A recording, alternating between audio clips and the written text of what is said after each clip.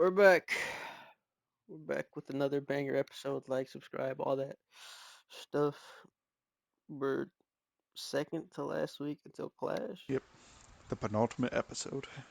Okay, here we go. Show starts with Oba and Gunther in the ring. Oba looks at the title, grabs the mic, is about to speak when Gunther just straight up attacks him. We start the show with a huge brawl. They move to the outside of the ring, throwing each other into barricades and the announce tables. The brawl spills into the audience. They slowly brawl their way into the back as security tries to separate them. All right. First match, Lola and Stephanie win after Lola pins Zoe Stark. Okay, backstage, Undisputed Era, chatting about the plan for tonight. Okay, so I need all you guys ringside tonight. Melo and JD, you go after Punk. Shin, you and Cole go after Ilya. Wait, where the hell is Cole at?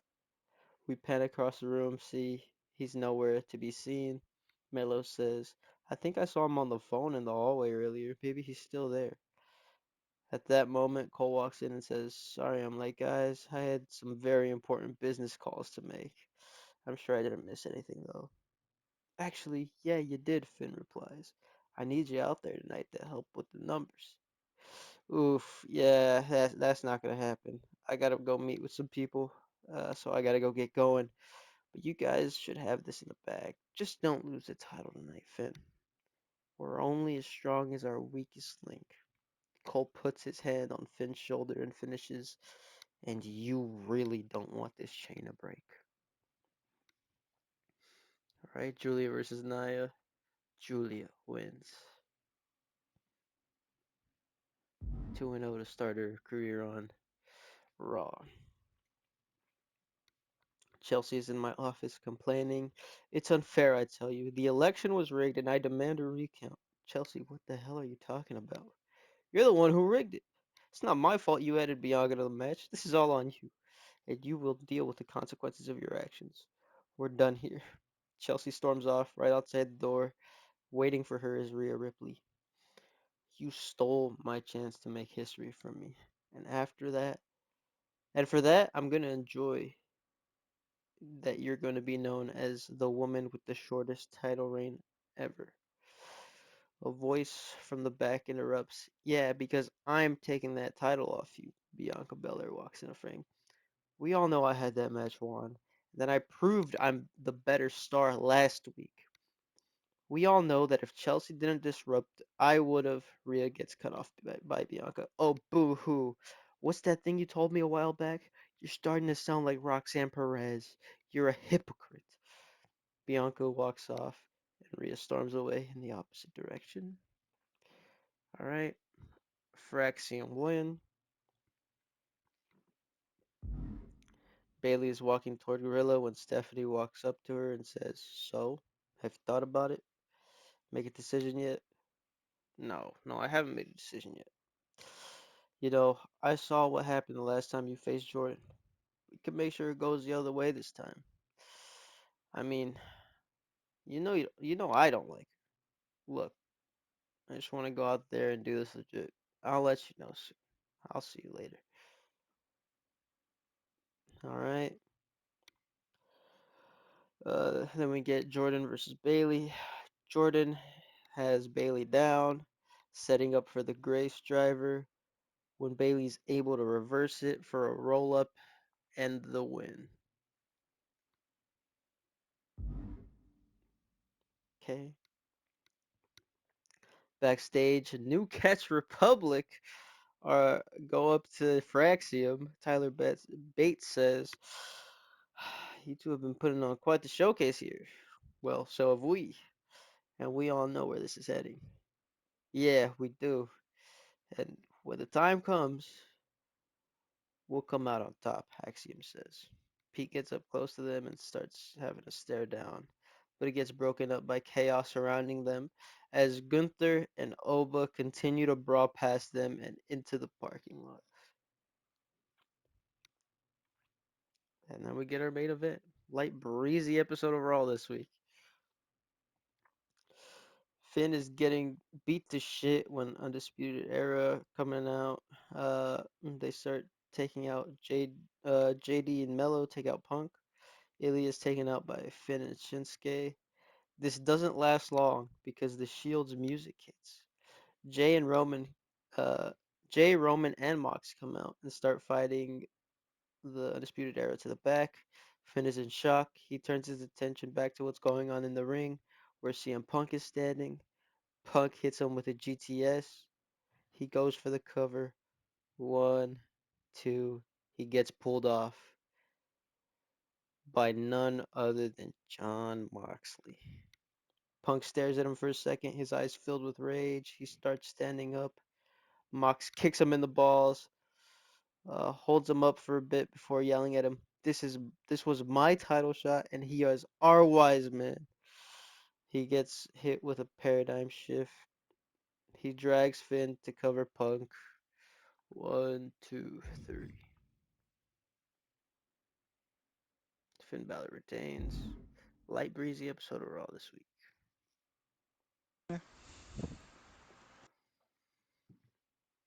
I don't know if it's going to be so light and breezy for SmackDown, but Damn.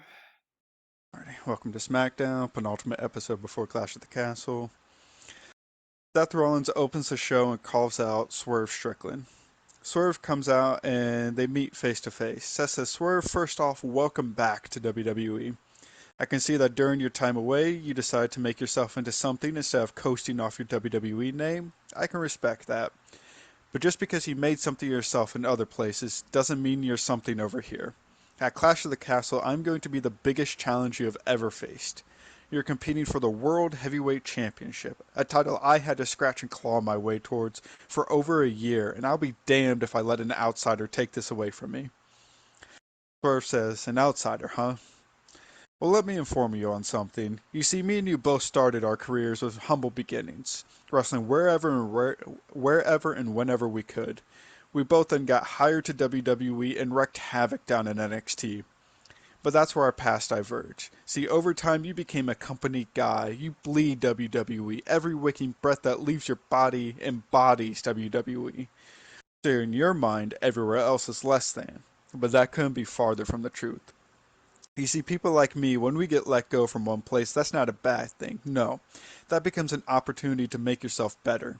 I went from the mid card to the main event. The whole world understood whose house it was when I showed up. You may be underestimating me now, but at Clash, I dare you to underestimate me. Because if you do, then I'm going to be making a statement at Clash when I win that world title in my second match back. I'm letting everybody know that the man before them is not the same kid that left them.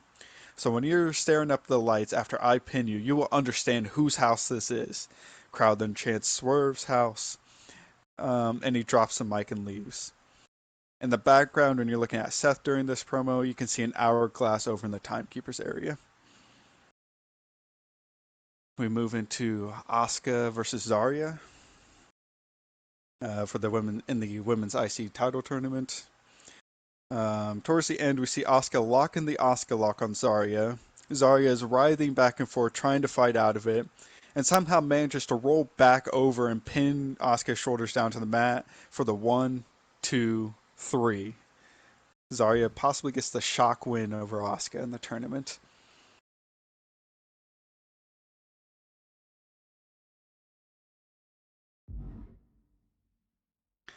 Asuka comes backstage after the match, frustrated at the loss to Zarya.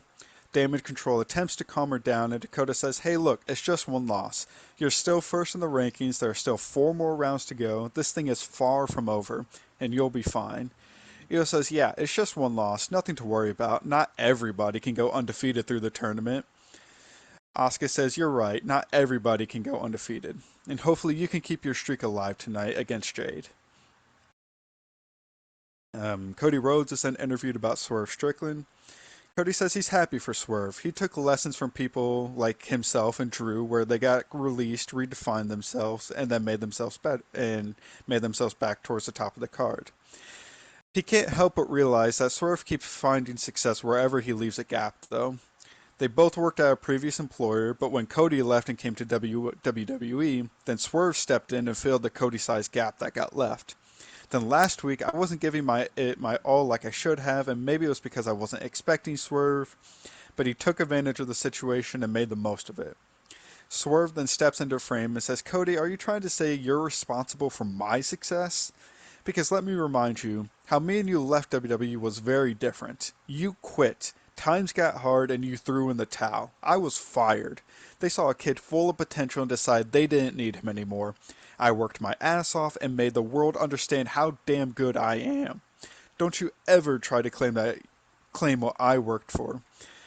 I did join the other place that just as you left, and you may say you left a Cody-sized hole. Well, I broke through that bitch. I was a star. I was a world champion. Something you couldn't say. And now I'm back in WWE. You may think you're something, but Cody, you're nothing. You lost your way. The fire that was once there is no longer in you. You are trying to ride off the coattails of your legacy and is starting to run thin.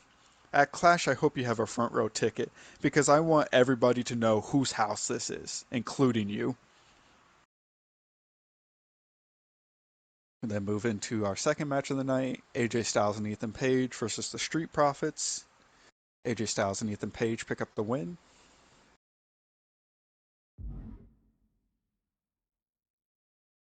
Page is very excited about picking up the win, and AJ is trying to calm him down, but is also very happy about the win. Ricochet with AOP then confronts, and Ricochet says, "Well, well, well, look who's actually building some momentum. You know, at first I didn't believe this was going to work. An egomaniac and a fossil teaming up didn't seem like a recipe for success, but it's actually starting to work. Unfortunately for you two, now you have a match against the Authors of Pain. You may have beaten a couple of established tag teams, but these guys are destroyers. These two are the former tag team champions." Paige says, "Well, it doesn't matter what you guys have achieved. Next week we are going to run through you, then we are going to clash at the castle, and we are winning those tag team championships." The New Day then come into frame and say, "Whoa, whoa, whoa. Getting a little overconfident, aren't we there, Ethan? Look, these past few weeks your boys, the New Day, have been watching your matches. We've been on a scouting mission, and AOP, if you get the rematch, then plan to get this work like you did before at Money in the Bank. Before Money in the Bank. As for Ethan and AJ, you need to understand there's levels to this. You don't just win tag gold because you want to. You have to work your asses off for it. We didn't become the most decorated tag team of all time just by being handed opportunities. We took everything we could and made them put some respect on our names. So if you're lucky enough to face us at Clash, be prepared to be on your A game, because we're not going east. We're not going. What the hell did I write? I mistyped something and it didn't autocorrect. Because we're not going to go easy just because you're a new tag team. We then cut over.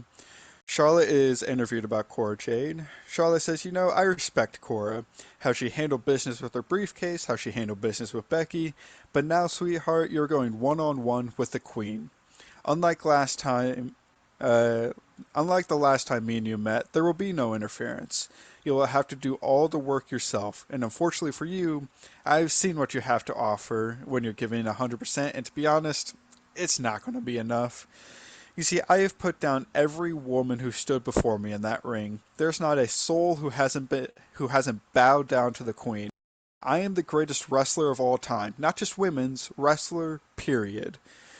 So when someone like me comes across a brat like you, it's honestly not even fair. I mean, there's nothing you can do that is going to phase me.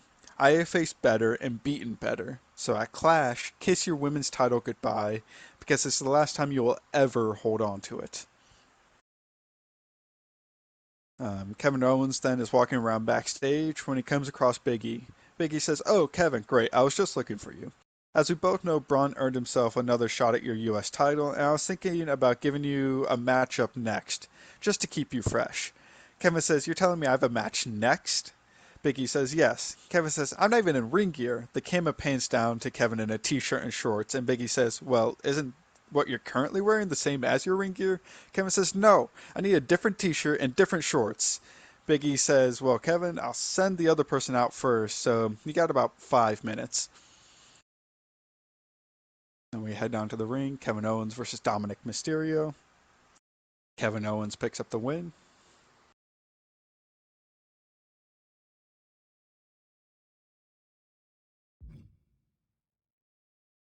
Sami Zayn and Bronson Reed then are interviewed about Bloodline Wolfpack. Sami says, look, they're the new guys trying to make a name for themselves. I get it. Trust me, I do.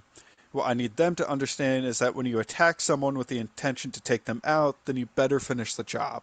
Because now I want my revenge, and I'm going to get it at Clash. Solo and I are going to meet in that ring, and Solo is going to learn that he's not someone to try and make an example out of. Bronson then chimes in and says he dares any member of the family to interfere in that match, because then you're going to have to deal with him. Sammy says, so Solo, I hope you're ready to learn what everyone else has, that I am a top guy in this company, and I am not to be trifled with. Bronson then tells Sammy that he's got to handle something real quick, and he'll catch back up with him before they leave the show tonight. You then see Liv and Raquel storm into Big E's office and say, hey, where was our tag match last week? Biggie says he apologizes, thought he would have the space for them on the card, but the card got filled up pretty quick. Chemical X then walks into the office and reiterates what Liv and Raquel just said. Biggie says, look, it's my bad. I'm still getting used to this whole GM thing and I made a mistake. But it seems like all of you are in your ring, so how about you head down to that ring right now and we can have that number one contenders match to see who's facing Tiffany and Bliss at Clash of the Castle. So we head down to the ring. Chemical X taking on Liv and Raquel. Liv and Raquel pick up the win.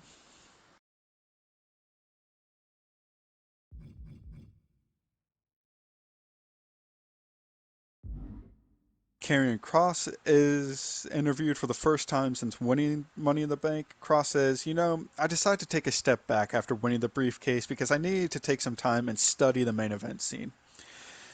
And here's what I have picked up so far. We have the current champion in Seth Rollins, who's worked so hard to get that world title that he feels like no one is going to be able to take it off of him. Then we have Drew McIntyre, who's currently out with a concussion, but he reeks of desperation. Drew felt like that world title's all he had left in this world and maybe isn't paying enough attention to what he needs to. Then out of nowhere we have Swerve Strickland, the man WWE tried to rid themselves of. When I look at him from what I heard earlier, this is a man who knows who the hell he is. He got knocked down but picked himself up and reinvented the vision of Swerve Strickland. He's the wild card in all of this, but what I know about myself is that none of them are ready for when I take that title. I'm the devil that everyone thinks they know, but we haven't even gotten started on what I can be. We then head down to the ring, Jade Cargill versus Io Sky, women's IC title tournament match. Towards the end of the match, we see Io as a ball of fire and knocks Jade down and starts to signal she is going up top. She starts to head up top when you see Asuka come down to the ring, seemingly cheering on Io. Distracts Io. Io starts speaking with Asuka, asking why she's out here. As they're having this conversation, Jade is able to capitalize on this and pulls Io off the top rope and nails her with Jaded. Um, Jade then covers Io. 1, 2, 3. Jade celebrates her win. And over, you could see Io and Asuka having a minor argument about what happened. Asuka is seemingly trying to be apologetic, and Io just storms off. Jade picks up the win. After the show on social media, we see cameras record Sami Zayn calling Bronson Reed, asking where he is, and he says that he's just going to head to the hotel by himself. In the background of the shot, way down the corridor, you can see what appears to be Bronson Reed speaking with Solo Sikoa. Um, the current placements, top three for the women's IC title tournament, since this was the end of round 3 this week. In first place is Asuka with 10 points, in second place is Jade with 9 points, and in third place is Zarya with 8 points.